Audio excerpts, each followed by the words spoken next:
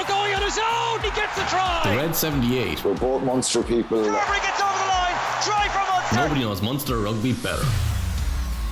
Hello and welcome along. I'm Alan Quinlan and you're listening to episode 40 of the Red 78 here on the Rugby channel. And with me as always is Niamh Briggs. How are you, Niamh? Unfortunately, we were hoping for something positive to talk about today, but not to be. Yeah, no, I'm good, Quinny. Just watched the game again this morning before we came on, just to see if I could find ways to probably, break this down a small bit. But you're right, very disappointing for the lads. Yeah, I think it was just not really what we expected. How was your weekend? Were you training or match or? Yeah, we had we trained. We were supposed to play Malone. They pulled out of the AIL, so we had a free weekend. So we trained, and for the first time ever, we played a seconds game in a league against Shannon on Friday night. So it was good, a good weekend for the club. You're busy. You have the boots on all the time. But Yeah. Anyway, as ever, we want you to be involved. You can always tweet us at Rugby Channel 15 or else at our personal Twitters, or leave a comment on YouTube, or email us at the Rugby Channel at bowermedia.ie. Right, Niamh, we've tweets. I put out a tweet yesterday. I mentioned the word patience in my tweet, whether it was needed or not. I just don't know at the moment. I'm leaning towards we need to have some patience.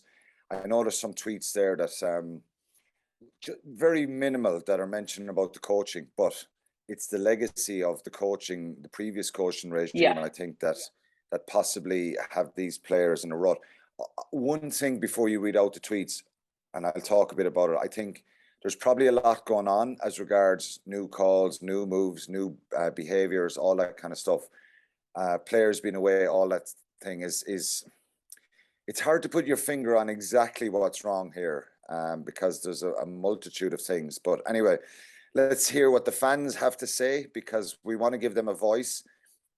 We always want to try and keep it balanced because you get an odd one that's a little bit over the top that people type out probably, and I'm not sure if they mean it completely. But again, they're fairly balanced. So patience or not. Yeah, that was the kind of theme of the tweet. To be fair, we got a lot of answers, which is great, and we love it. But I kind of grouped them together this week because there was a lot of similar themes, and patience was really the big one. Ed Kerwin, patience, but it's hard watch at the moment. Really annoying that it's our experienced players who are playing with ill discipline.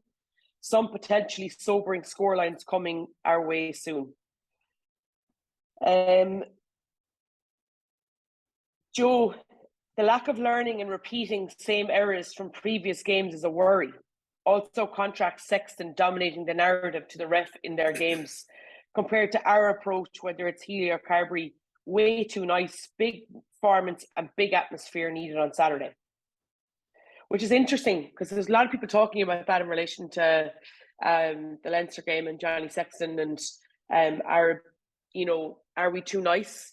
I don't think we're too nice. I just think our 10s are different personalities, and I think that's you can't push somebody to do something that they're not comfortable doing. Does that make sense? Yeah. Which is hard. Simon, patience. Munster have had a few seasons where half big games have maybe put rose-tinted glasses on things. Maybe dropping to the Challenge Cup might be a bad idea. Give us the opportunity to win a trophy. Fuel the team moving forward. The trophy drought needs to end. Just on that, Niamh, dropping to the Challenge Cup is it's something that could happen. Yeah. But I don't think you'd be kind of trying to find positives out of that because obviously it's big financial implications. But maybe it's something that let's wait till kind of mid. It depends on the next couple of games. They could really kind of hamper you. But I think we will talk about it, young players and stuff like that. We'd love to get results now because obviously the kind of barometer for Munster is winning trophies and trying to win trophies, and that's always the goal. But now we're kind of I feel like that barometer though was the barometer for 10, 15 years ago.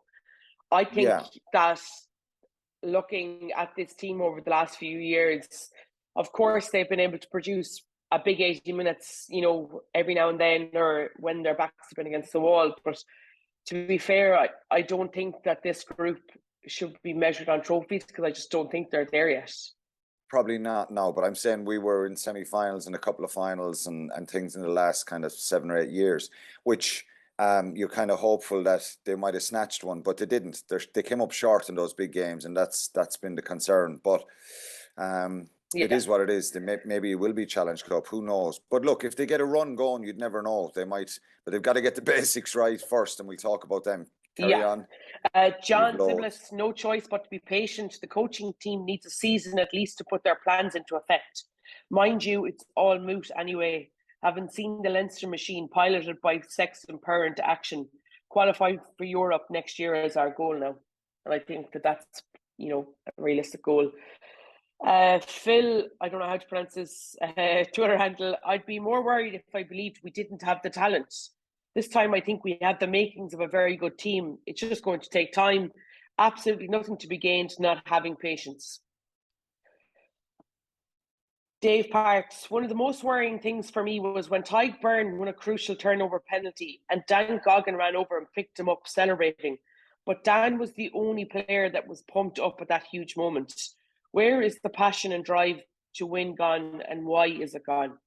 Now, you've spoken about this a lot. You've spoken about this a lot. It's the emotional pitch and the fight that sometimes is kind of lacking in crucial moments. I think you have a big moment, like a big turnover, and you feel that energy, and then 5 minutes later, it's flat. So look, again, it's hard to fathom and figure that out. Maybe it is a confidence thing, or getting to know each other better, or getting the pitch of that emotion right. Yeah, pretty brutal stuff from Fiacre, but better, I would imagine, is yet to come. My only real concern is the basic mistakes that you wouldn't expect a new system or not. And the new system looks incredibly similar to the last system, but maybe the plan is to get the old system right. So I don't think that's the case. I think they're now going with a system where we have pods of 3 working in the middle of the pitch all the time and 2 on the edge. So it's usually your 6 and 7 on the edge. So I definitely do think that's changed from before.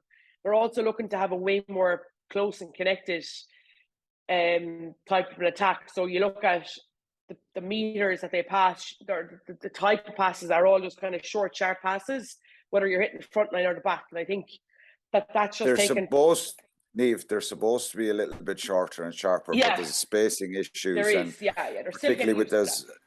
The ball is in the air a long time, and it's making it easier for defences. But again, look, that's something they've got to really work on and protect the ball more. Yeah. Jar came in with an interesting one, I thought. Compare the front row you played behind Quinny and what we've made do with now for a number of seasons. Left a gnarly prop in Cronin Go, and sadly we've nothing like a Flat or a Dan Sheehan. Stephen Lanigan jumped on this end and said, Ulster signed Kitchoff this week. I just can't understand how we haven't recruited there in so long. We could have the best backs in the world, but if our forwards are getting bullied every game, what good are they?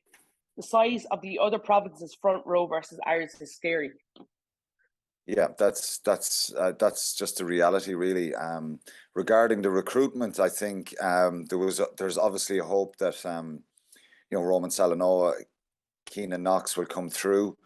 John Ryan or Stephen Archer, one of them was going to be moving. That decision was made to keep Stephen Archer, and maybe he was contracted long. And I don't want to be disrespectful to either of them, but John Ryan moved on anyway. You think that we're a little bit light there, we're a little bit inexperienced. Well, look, I don't know if you've seen any of the Premiership over the last few weeks. James Cronin's played so well for Leicester. He is, yeah. James Cronin was one that I was always a big fan of his. Had a lot of injuries.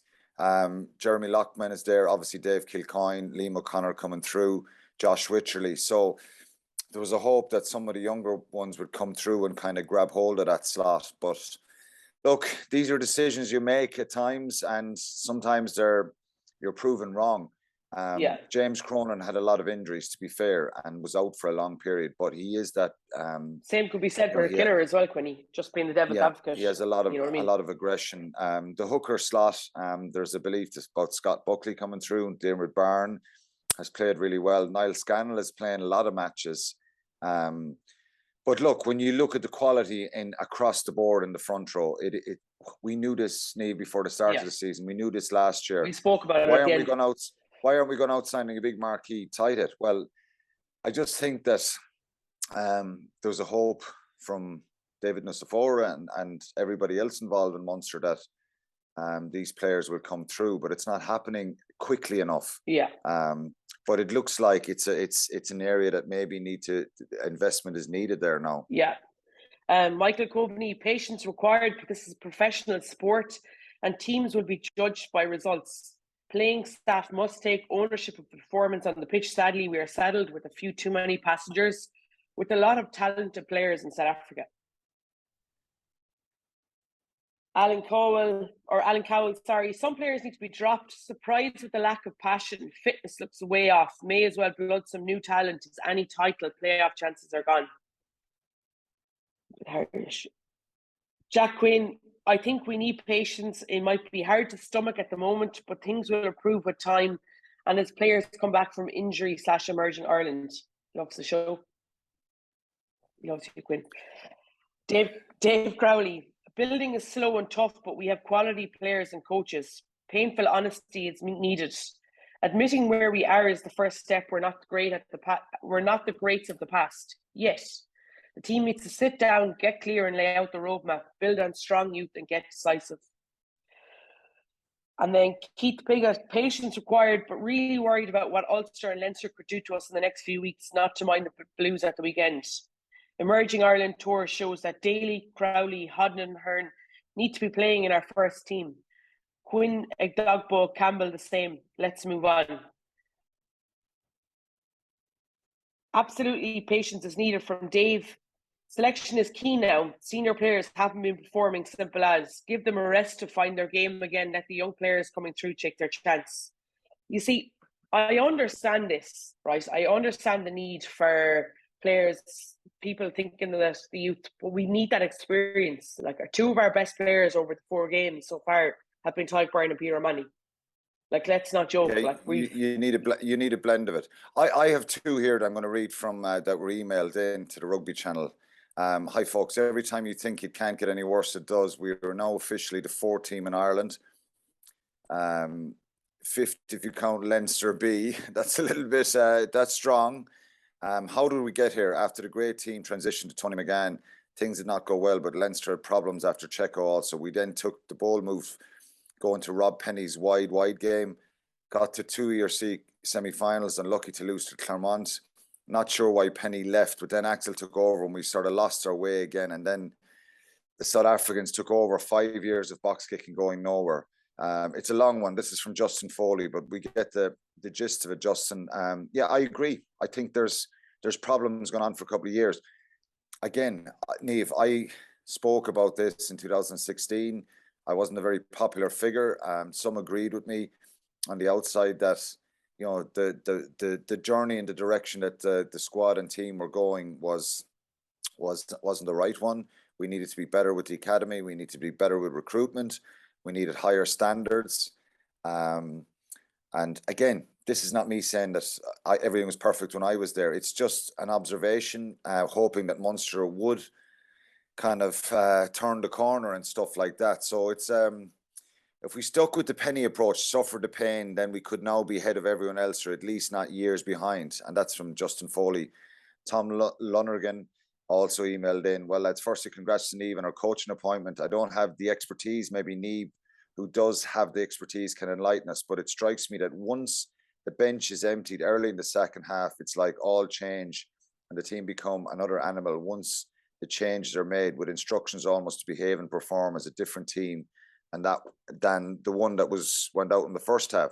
Are the coaches trying new stuff in live games, coaching different methods in live games, and the players are unsure, stifled, almost switch off?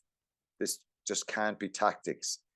So that's very loaded. I think they're trying new stuff in training. I think for the first time in a long time, these players aren't stifled.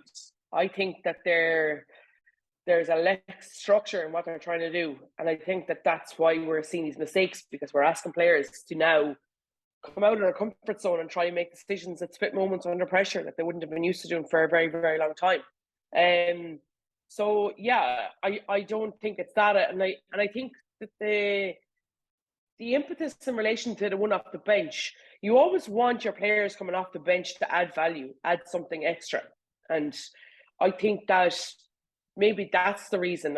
I just think that there's definitely issues in relation to the emotional pitch that they're getting to or not getting to before the game. Yeah, but let's be honest, Niamh, they're not an under 14 team that you nearly have to write down the messages and really give them. They've got to figure this out themselves. They're adult rugby players. Inexperienced, some of them. We've got to move on. We've a lot of tweets there, a lot of messages. Can I just tell you my tweet of the week? Okay. From Gordon Noonan. We might need you to come out of retirement. That's to you. Yeah. Well, listen, if we're looking to get players sin-binned and under pressure, then we can definitely call on you. Yeah, that'd be the job. I'd start a bit of a fight anyway amongst ourselves anyway. But look, I'll take that as a compliment from Gordon. But look, that's the reality is now we've got a group of players here probably showing on confidence. They're probably feeling the pressure from the outside. I like the fact that Graham Rowntree didn't shy away from it again. He didn't make any excuses, said it wasn't good enough. The basics need to be better. And, you know, for any kind of messages or tweets, there's people nudging about the coaching ticket. And it is inexperienced. But this isn't down to coaching. This is down to probably behaviours of the players, quality, some of that change that's happening, and that's why I put the word patience out there. So even though can I ask a question? Yeah, if we talk about coaches and players and stuff like that, there was a couple of tweets that I started kind of got me thinking in relation to those group of emerging Ireland players that went over and were able to adjust very quickly to those structures and those systems within a 3-week period. And is it the case that that younger group are maybe flipping around?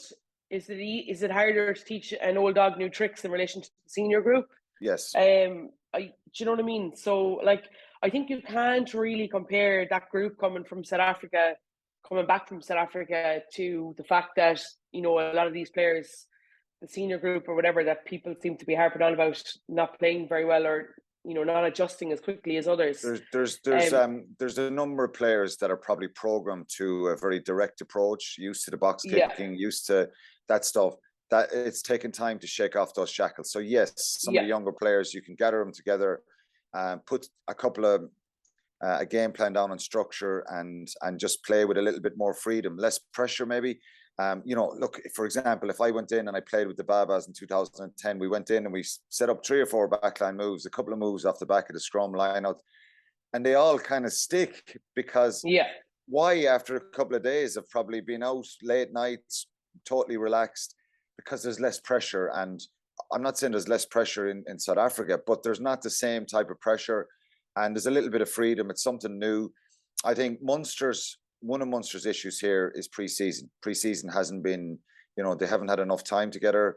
They probably haven't had a chance to implement what they need to do for the whole season. And look, you would hope that things will come right.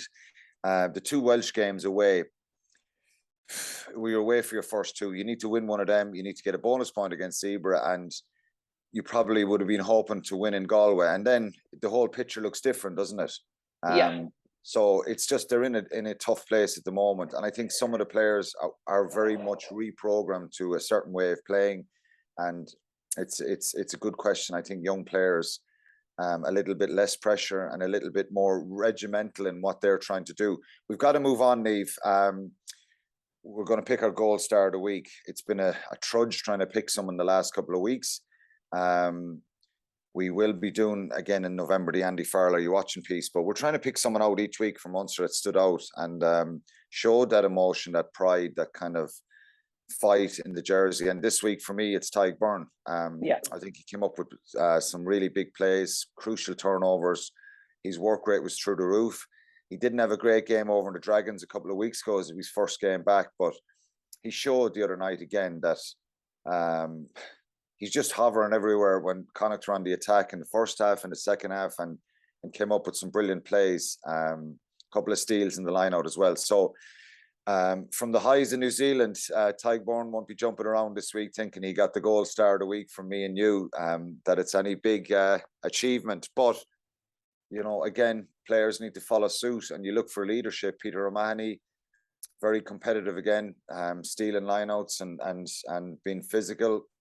He was the one last week, but the other players need to follow suit. I just think the body language at times is not right from some players, and a couple of players it is. So he's the gold star of the week. So just to sum up, Connacht beat Munster 20 points to 11. They get a back-to-back home wins against Munster. I think that's the first time it's happened. A disheartening night, to say the least. My phone was hopping after the game. People are frustrated. I tried to kind of process it on Friday night and just, you know, look back at the game again over the weekend. And, you know, there's a couple of things that stood out for me. We'll just analyze the game briefly. First line out of the game, you always want to go out and start pretty well, make a statement. And I think understand where you are. You're in Galway. You're up against a team who are backs are to the wall. They lost their first three. New 4G pitch. The Connacht crowd really getting behind their team, and probably a dislike for Munster and an opportunity to take a scalp. It's not as big as a scalp as it was before, and we in Munster are not naive enough to think that, you know, we've any divine right to go and win there. But the first line out of the game, 50 seconds, 6 seconds in, Peter O'Mahony wins the line out. Munster try a drive on the 10-yard line. Connacht turned them over. I think that sets the stall out. That kind of sums up the lack of ruthlessness and the lack of, the mental kind of aggression and intensity that we're bringing out to games at the start of games. Scrum on 6 minutes. On the Munster 10-yard line. The lineout was on the Connacht 10-yard line, down into the Munster's half. Scrum 6 minutes. Scrum disintegrates. With all due respect to Dennis Buckley, and I mean this respectfully, he's a brilliant player, but he destroyed Keenan Knox, lifted him up into the air. Not just Dennis Buckley, but the whole Connacht scrum. That's worrying. That stuff is worrying for me. That's a physical thing. That's a mental approach. Because if Connacht scrum was that good, why didn't they do that all game? That indicates to me that we're not switched on early on in the game. We're not physical. We're not a nasty team. We're not an aggressive team. We're standoffish. Ben Healy, 2 penalties, misses touch. Like, that stuff is killing you. It's killing the team. So there's 3 big mistakes there, Niamh, that really frustrated the life out of me. The first line out, the scrum on 6 minutes, and Ben Healy's 2 penalties. And just think about it. You're a coach. You go away from home against a team that are, you know, like I said, emotionally firing, and you're trying to win a game with that kind of stuff. That's really, really, really basic, disheartening, shocking stuff, in my opinion. And I'm not saying that Connacht aren't entitled and that it's not completely out of the blue that a team, of course they can take Munster's line out and hold them up in them all. But I just think it's a mental approach that we're, if you were to say, 10 out of 10, 10 is your best score as regards you're being really fired up and emotional. Nobody's at 10 every time. It's just not possible. But you need to be up around 7 or 8, particularly when you're going out, the crowd are roaring at you. The opposition are chomping at the bit for you. We were at about 3 or 4 starting that game the other day. Collectively, it's just not good enough. This is stuff that's in our control. And I said it last week, and I'll keep saying it. Where is that aggressive fight, that body language? And I want to clarify this. We show it at certain stages of the game, i.e. big turnover, penalty, great tackle, and then we pat each other on the back, and then we back it up with a mistake or a lost line out or a knock on. or a missed tackle or a lack of desire to go up and catch a high ball and contest in the air. They're just big momentum killers. They're big momentum killers for me, and that's the and thing. I'll give you one other example, Niamh, in the second half. John, Connacht box kick a ball up the middle. It's not a great kick. There's 3 or 4 Munster players ambling back. What does John Porch do? He jumps up and gets it. He flies through the air with unbelievable desire, passion, aggression, and just wins that ball. These are the moments we talk about. You know it as a coach, moments in a game that kind of, they energize a team. It isn't about kind of patting each other on the back and shouting and roaring when you get a turnover. It's body language, it's actions. And they had actions the other night, and Munster didn't have enough of them. They had some turnovers. Tadhg turnover, 2 turnovers. I think Peter O'Mahony had a brilliant one off the back of the scrum. You remember Jared Butler, Conor Murray tackled him. Great turnover. We kicked that ball down the touchline and lost the line out. I know, that's what I'm saying. They're momentum killers. Like, it's very difficult. For me, they look like a team that are filled with dread and anxiety when they play, because from whether that's pressure they feel from themselves, from the outside world, I don't know, but it looks like they're almost afraid to do anything in case they make a mistake, which means that they're actually making mistakes all the time. Like, if you look at the tops of that stat sheet, 47% possession, 5 clean line breaks, and 8 missed tackles in a whole 80 minutes of a game, you're thinking, Genie, Munster must have done well here. Then you go down the list, 10 turnovers and 13 penalties. Like, that's just not sustainable to go on. And that for me, the big thing for me was that the loss of momentum, the set piece, especially when we entered in towards their 22 into our scoring zone, we struggled to win the line out, whether that was a poor throw, a mislift, missed jump, missed call, whatever it was, a collective. They were just absolute momentum killers, and you can't do that at this level. Yeah. I would say, I agree with you entirely. And I think those things are not controlled. They need to be a lot better. The players need to take ownership here. If they're watching the video of some of this stuff, it's not even the obvious stuff like a knock-on or a turnover or a bad pass. There's basic errors here, and body language and lack of work rate and lack of aggression that is within your control, and they need to fire some sort of a spark amongst themselves to get it. Our maul is poor. At times we've shown in the first couple of games it can be very effective and we can score tries. And look at the first try for Patrick Campbell. Our maul was brilliant all the way, but out the field, then it's not aggressive. It's not dynamic enough. Our defensive mauls is poor. Our breakdown is poor, and our scrum is poor. So our set piece breakdown are issues, and I think they're not. And even when Munster were struggling at times in the last couple of years, the lineout was good. It was effective. The scrum was winning parity. We weren't destroying any opposition. But it's not acceptable to say one scrum like that is fine and it was just, we switched off. You just can't switch off at this level. And I think there are things that Munster need. People, the fans are tweeting in saying about tactics. These are the basics that they need to get right. And there has to be some sort of leadership within the group. The mitigation here, lots of chopping and changing around tactics and game plans and stuff like that. But players too. Yeah, but these are basics, Niamh. These are basics. Yeah, no, they are. Scrum, line out, aggression, physicality, winning collisions, and we're miles off the pace at the moment. And it's setting the tone and setting the standards. We're then coming up with mistakes in the back of that. Munster were 8-5 up. Lucky to be 8-5 up. Jack Carty missed a couple of kicks that he should have got. Conor Fitzgerald kicks the ball up the field. Connor Phillips, who's a very young player, is very lackadaisical and he's chased back. And I don't know, is that an personal thing, or is it really kind of a team energy thing at the moment that these things are happening? Ball goes into touch, Finlay Bealham scores, and then you think all the momentum is with Connacht. Tadhg, we gave a goal star of the week to, makes a brilliant tackle on 61 minutes out around their 10-yard line.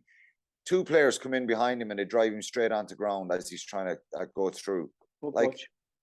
It's a penalty then. Conor Fitzgerald kicks, Connacht are ahead. Once Connacht go ahead, Jack Carty actually dictated where putting the ball in behind Munster. And at no stage, Munster came up with some good defensive work, penalty, kick down the touchline, turnover.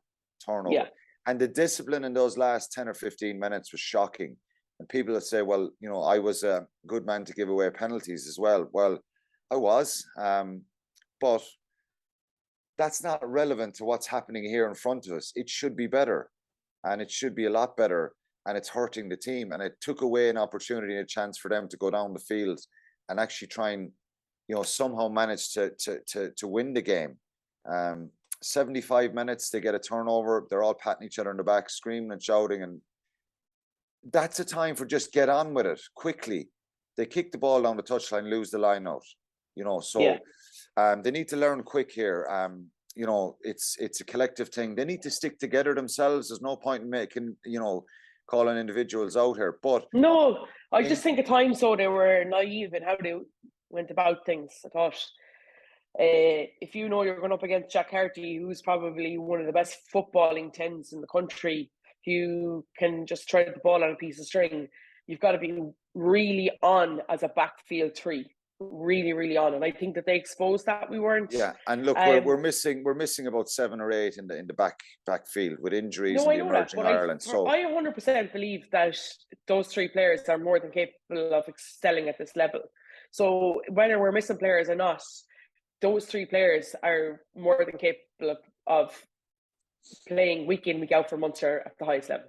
Okay, so like I don't really buy that. And I just felt like we were naive then in terms of some of our play, our line-out calling. I think I wanted to see some more players take the game while it's scruff of the neck at times. We didn't really seem to do that. We were happy enough to try and allow or let somebody else take control, and then nobody else was taking control, if that makes any sense. So yeah, look, I just think overall, it's just so stop-start, and the momentum losses are just killing this team because they're working so hard to get to where they need to go in terms of pitch space, and then they just miss the line out, drop a ball, run a wrong line, and it's just that's a detail for players that they have to get right, in my opinion.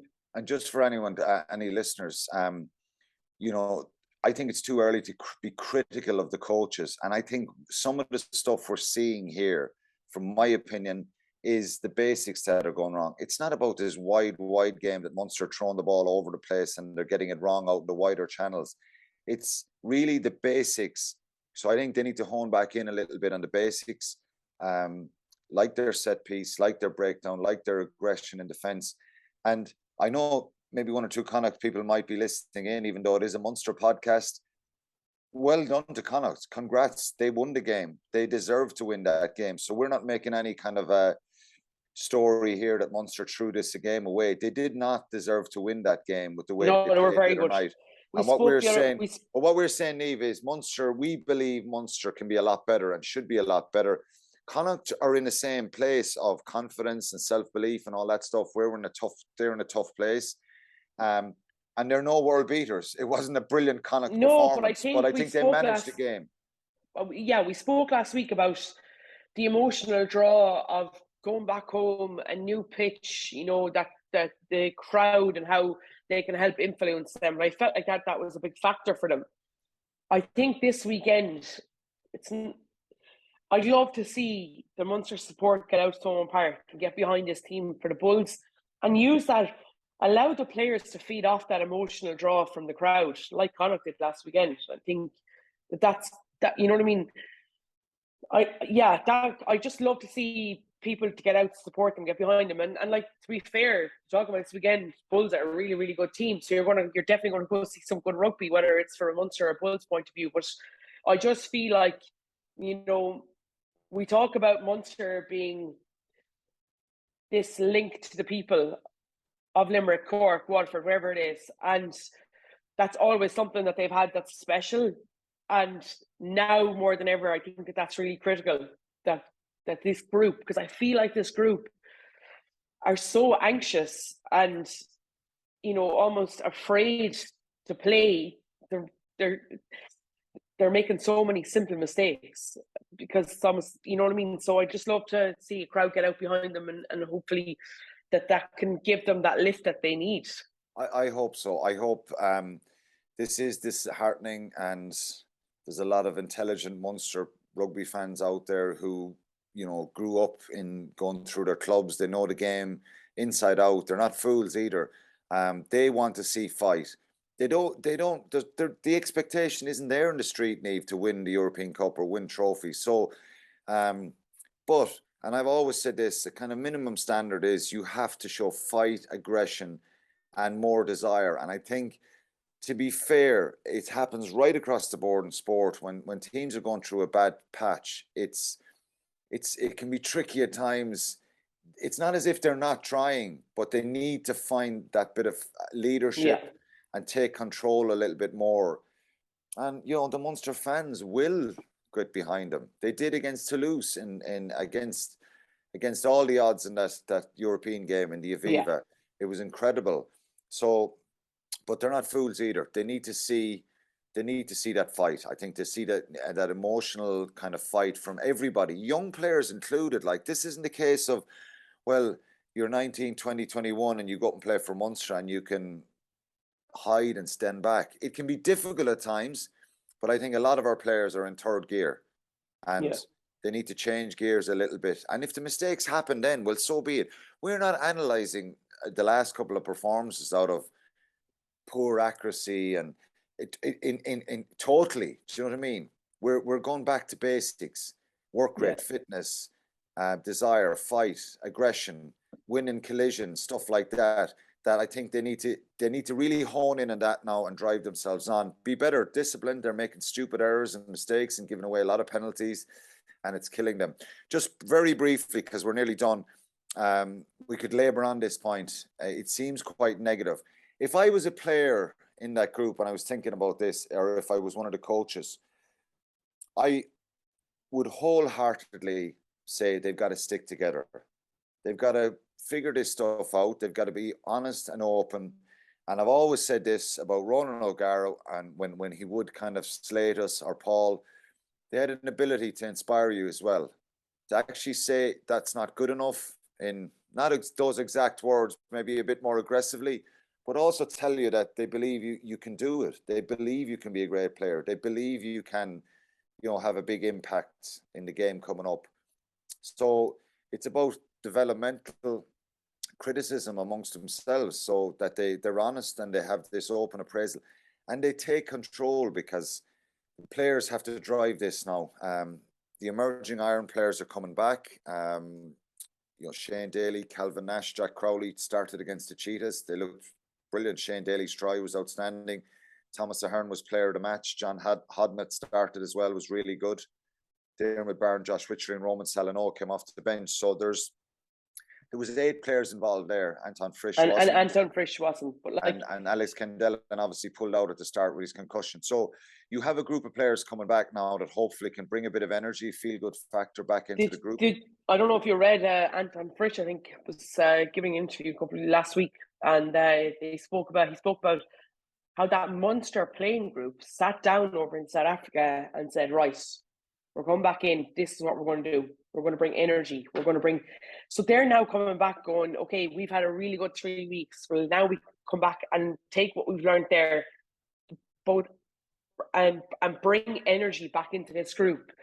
I think that's what's kind of missing. And it's funny, I spoke to somebody recently about this who, you know, they were talking about that senior leadership group all the time, and it's how much it burdens them, and how the next group of players down brought everybody together, or a group of them together, and said, okay, what can we do to help these guys? So it was like Paulie and Raj and all them. So this player who played for Munster brought everybody together and said, okay, how can we assist the boys? And that's what I hope this emerging group can do now. They can come in and say, okay, to Peter O'Mahony and Todd Byrne and Keith Earls and these leadership group going, okay, let's assist ye, so that it's not ye dogging on players all the time, but it's us lifting others around us. And look, fingers crossed that 3 weeks will have helped them grow and learn, and we might see the fruits of that labour then. Yeah, I think Munster have been the worst affected by the 10 players away. I know Alex Kendellen pulled out, but we had 10 involved there. They could really have done with their players in the last couple of weeks, and you know, a lot of chopping and changing, particularly in those first 3 games. But it is what it is, and yeah, I think it'd be great if they brought back that energy. You know, it's amazing. Finlay Bealham spoke on the press before the game, talking about how Connacht sat down and, you know, in South Africa, and they had a players meeting, and you know, they kind of were trying to sort stuff out. It's the best form of sorting this out, because coaches, and I felt sorry for Graham Rowntree the other night. I think he was a broken man after that game, or certainly a scarred man, and really frustrated. But they've got to stick together. Yeah. If I was in that group, it's a case of try and circle the wagons a little bit, not try and ignore the people on the outside who are giving an opinion, because that stuff went on for a long time, that lots of people who had an opinion, ex-players, pundits, media, they're all against us. You know, there's a lot of people who want Munster to do well.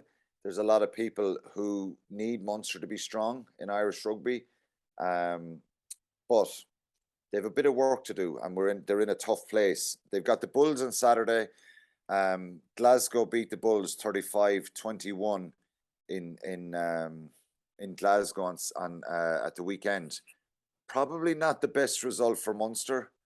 As regards the Bulls now will certainly be trying to, you know, have a reaction. They'll sense an opportunity. They're bringing a lot of strength and power. You think of the players they have: Marcel Coetzee, Marco van Staden in the back row, Elric Lowe, outstanding player. Yeah. That back row alone, whether they'll start all 3 at the weekend, I don't know. They probably bought a big squad. They're outstanding players.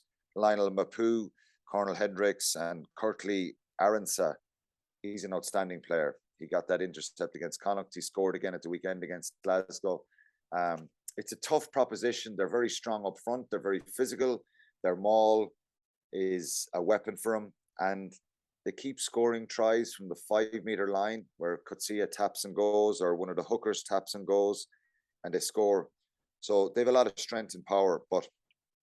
So it's going to be a tough one. And Munster play Leinster next week, and then Ulster at home. So it's real backs to the wall stuff, and let's hope they get a reaction. And, you know, Peter O'Mahony has played the last number of games. He got an injury, so we're not sure who's back or who's not.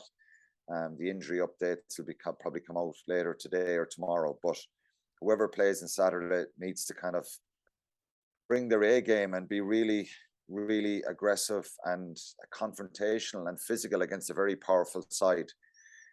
That's it for episode 40 of the Red 78, all wrapped up. To make sure you get your podcast straight to your phone every week, just search for the Red 78 and press subscribe, and get in touch with Niamh or myself as well at our own personal Twitter accounts, or you can leave you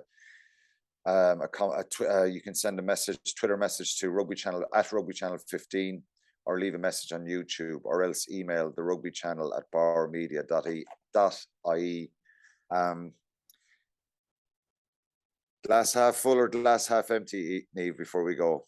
Look, I'm still a glass half full type person. Like, that's always the way I am. So I just think it's going to take time. And while I'm very aware that, you know, we need to see more, when I go down, I watch a lot of their training sessions during the week.